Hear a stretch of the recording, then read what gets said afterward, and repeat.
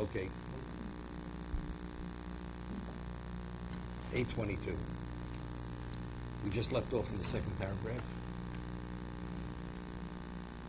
Ukvar Nemar. He says, it has been observed. Rosha Prishus Tikkun HaParnosa.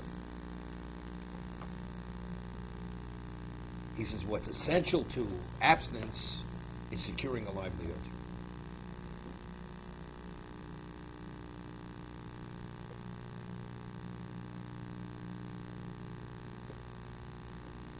What's the reason?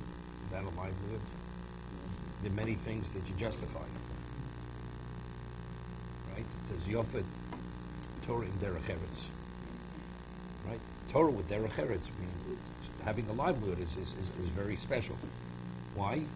Because it furthers a person from doing things which are illegal.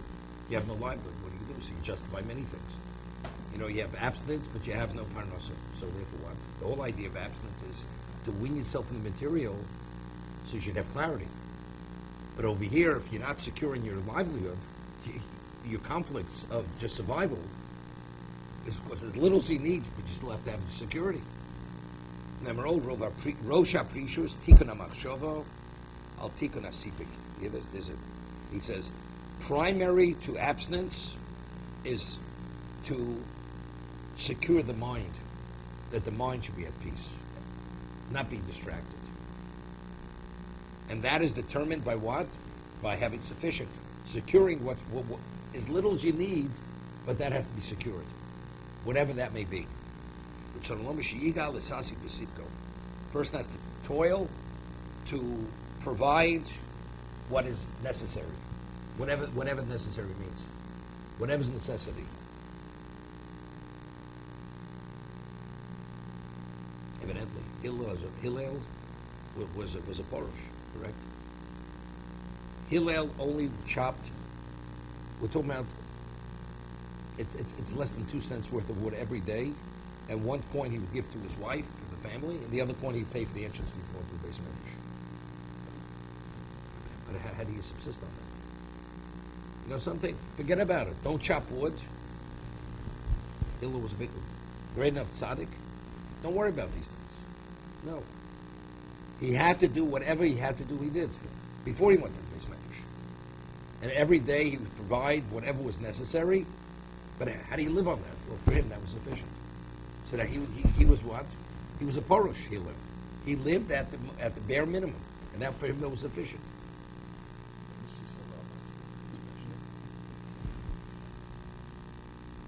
Okay.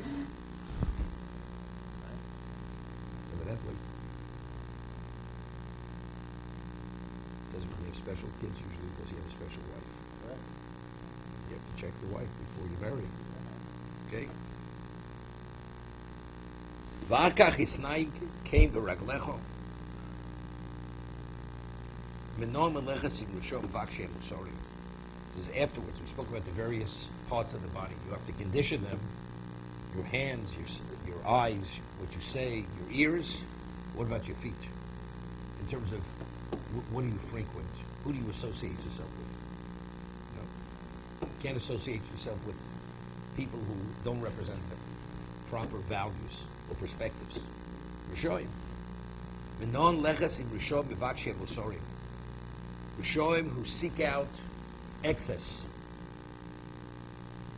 כמו שנאמר, אשר איש אשר לא הולך בעצת שוין, ובדרך הטוב לא עומד. We had the morning of Avodah Zorah. First you go, and then you sit, and then you do.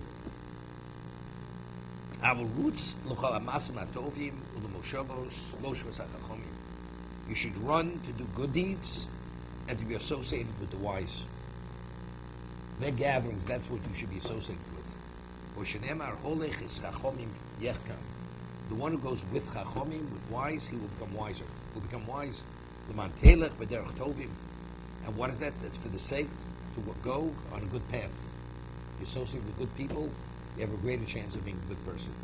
You go with bad people, ultimately they're going to diminish you. They're going to erode you totally. Because people don't even realize over time how they change. people, they move. You don't see a person who lives in a certain environment, lives in a certain community, has a whole different set of friends.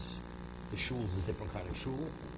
And over years, he becomes a different person. A Jewish one, a Jewish was. And his own values and his perspectives, it's a whole different mindset. You know, years ago, he would have never considered many things.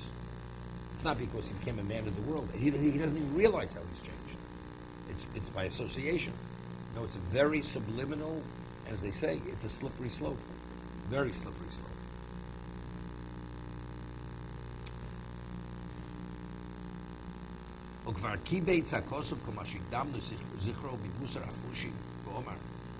He said the verse itself speaks about constraining one's senses, taking control of one's senses.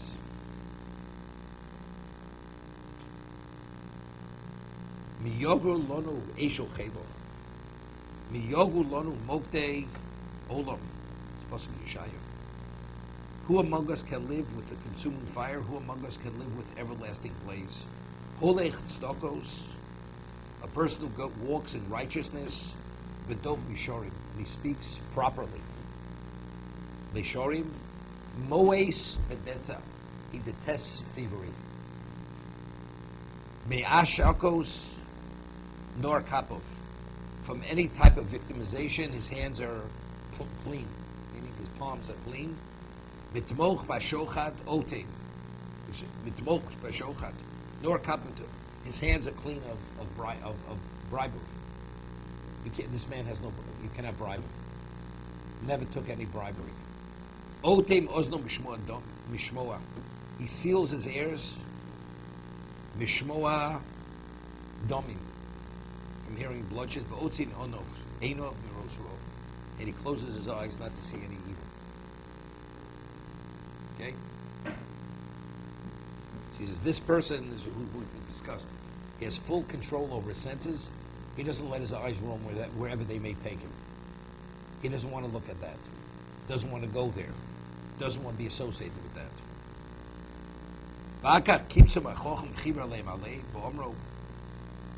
He says, and then the wise one, that's Shlomo Melech, he gathers these together. Sheish Heino Soni Hashem. The 6 things which God hates. The Sheva Tovas Nafsho. The 7th is an abomination of one's soul. Meaning, Einayim Romos.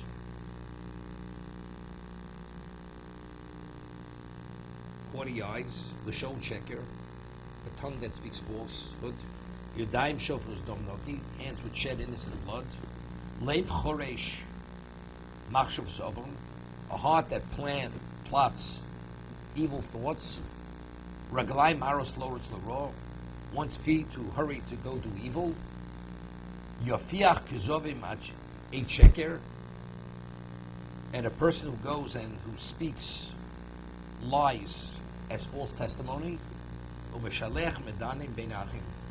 A person who goes and destroys relationships between brothers. That's the worst one. Chofetz Chaim speaks in the Chofetz Chaim how a person goes with speaks about rechilus. You have two people have a very good relationship, and then you go to the person and say, "Did you hear what your so-called good friend said about you?" So what are you doing? Firstly, not only are you speaking rechilus, what are you trying to do? You're destroying the relationship. You have two people that are friendly, they have an intimate relationship. By saying that kind of thing, even if it's true, what are you trying to accomplish? What's the constructive value? You're not protecting it. You have to have minimally constructive value. What's its value? You're not permitted to say it. That's Mishalech Madana Bein Reim. He's putting a wedge between two good friends. God says that's the worst of all of them. God says that I cannot tolerate. This is an abomination.